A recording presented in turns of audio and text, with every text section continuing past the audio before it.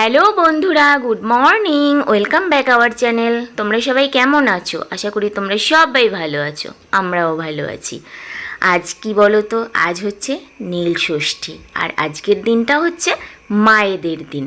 প্রত্যেকটা মা যেরকম স্বামী, সংসার, সন্তানের মঙ্গলের জন্য উপোস করে, আমিও তার অন্যথা হইনি। আমিও নীলের উপোস করেছি। জানো তো, খুব ছোটোবেলার থেকেই না শিবের উপোস করেছি, তবে কিছু কিছু বছর বাদও গেছে। কারণ কি বলো তো, আমার না 3-4টে অপারেশান আছে, আর তখন অসুস্থ ছিলাম, যে কারণে আমার উপোসটা করা হয়নি বেশ কয়েকটা বছর। তারপর আবার যথারীতি যখন সুস্থ ছিলাম করে গেছি। আর বিয়ের বেশ কিছু বছর পরে আমার ছেলে হয়েছে, আর ছেলে হওয়ার পর থেকে আমি নীলের উপোস ধরেছি। আর ঠাকুরের ইচ্ছায় এখনও পর্যন্ত একবারও বাধা পড়েনি। ঠাকুরের কাছে প্রার্থনা করি যেন বাধা নাও পড়ে। যাই হোক, আমিও আজকে উপোস। সকাল থেকে রান্নাবান্নাও কিছু করিনি, ছেলে খেয়েছে আমাদের পাশের বাড়িতে। আর তোমাদের দাদাভাই টিফিন না নিয়েই ডিউটি চলে গেছে, ও বললো আমি বাইরে খেয়ে নেব। আর আমি দেখো একটু ঘরটা গুছিয়ে নিচ্ছি। আর ঘর গোছানোর আর একটা কারণ হচ্ছে, আমাদের সামনের বাড়িতে যে বলেছিলাম না জেঠু মারা গেছেন, ওনার মানে খাওয়া দাওয়ার যে অনুষ্ঠানটা, সেটা গতকাল নয় আগামীকাল, যার জন্য একটু ঘরটরও গুছিয়ে টুচিয়ে নিচ্ছি। আর ওই দেখো ছেলে ওখানে পড়ছে, পরীক্ষা চলছে, সেই কারণে আর কি। আর আমি এখন এটা গুছিয়ে টুচিয়ে একটু বেরোবো। কোথায় যাচ্ছি ভিডিওটা দেখতে থাকো, তাহলেই বুঝতে পারবে আমি কোথায় যাচ্ছি। আর জানো তো, এবছর এখনও একদিনও সেলের মার্কেটে যাইনি। আজকে ভাবছি জল টল ঢেলে তারপরে তোমাদের দাদাভাইকে বলবো একটুখানি সেলের বাজারে নিয়ে যেতে। যদিও কিছু কিনবো না, তাও ঘুরতে তো ইচ্ছে করে বলো। ছেলের পরীক্ষার জন্য না একদমই বেরোতে পারছি না। এখন বেশ কয়েকদিন ছুটি আছে, 2-4 দিন, 2-4 দিন ছুটি আছে। এই ফাঁকে একটু ঘুরে আসবো।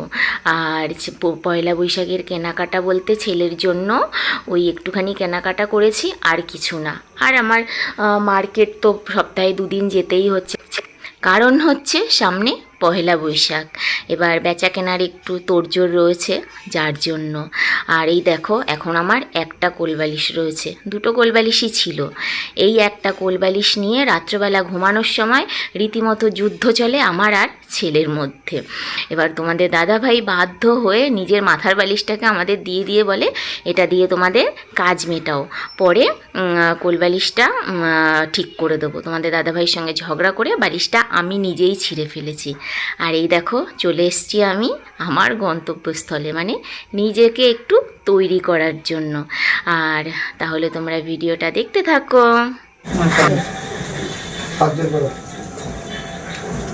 নম অপবিত্র পবিত্র বা সর্ববস্থাং গত পিবা যশ্বরের পুণ্ডরীকাক্ষং সভাজ্য অভ্যন্তরীণ শুচি নমো শুচি নমো শুচি নমো শুচি নম মাধব মাধব বাচে মাধব মাধব রেধে সরন্তে সাধব স্বর্গে স্বর্গ মাধব নমো মাধব নমো মাধব নমো মাধব নম সর্বমঙ্গল মঙ্গলং বরেণ্যং বরদং শুভম নারায়ণ নমস্কৃত সর্ব কর্মণি কারয়ে বিষ্ণু বিষ্ণুর নম তৎসদোক্ত চৈত্র মাসে শুক্লা পক্ষে চতুর্থাং তিথা বারেভ্য একম আপদে বিপদে রক্ষার্থে সর্বমঙ্গল কামনার্থে রোগাদি ঝটিকাদে কোশমনায় পরিবারবর্গ পরিজনায় মঙ্গলায় দারিদ্র দুঃখ দহনায় ঈদং ঈদং দুগ্ধ দগ্ধা দগ্ধা ঘিত মধু গঙ্গোদকং স্নানিয়ম নম পশুপতায়ে নমো নমঃ।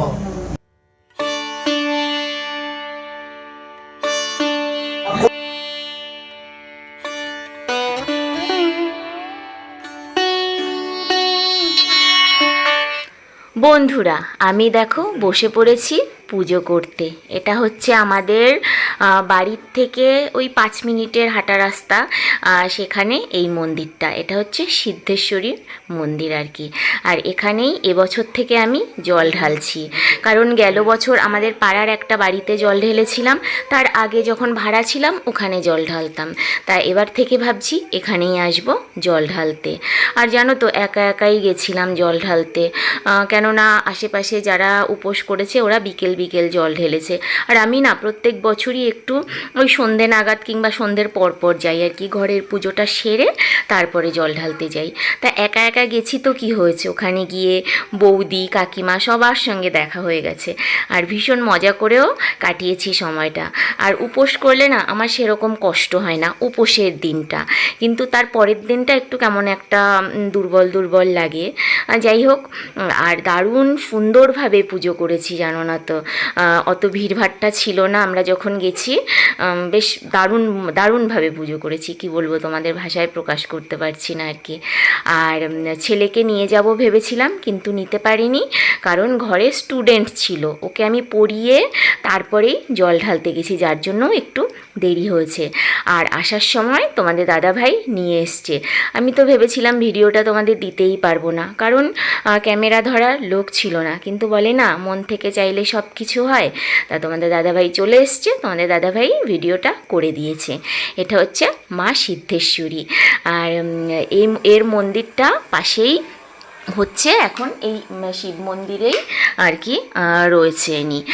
আর এখন পুজোটা কমপ্লিট করে তারপরে বাড়ি ফিরবো। আর আমার এই উপোস থেকে নীলষষ্ঠীর ব্রত করাটা তোমাদের কেমন লাগলো প্লিজ কমেন্ট করে জানিও। আর তোমরা যারা যারা আমার চ্যানেলটাকে সাবস্ক্রাইব করেছো তাদের অসংখ্য অসংখ্য ধন্যবাদ। যারা করনি, আমার ভিডিও যদি ভালো লাগে তবে প্লিজ করে দিও চ্যানেলটাকে সাবস্ক্রাইব। আর লাইক কমেন্ট শেয়ারও করো, কারণ তোমাদের একটা লাইক আমাকে অনেক অনেক মোটিভেট করবে আর কি। আর তাহলে আজকের ভিডিওটা এটুকুই। তোমরা সবাই সুস্থ থেকো, ভালো থেকো, দেখা হচ্ছে নেক্সট ব্লগে। আর কি বলবো, অগ্রিম শুভ নববর্ষ, তোমরা সবাই ভালো থেকো। Bye bye.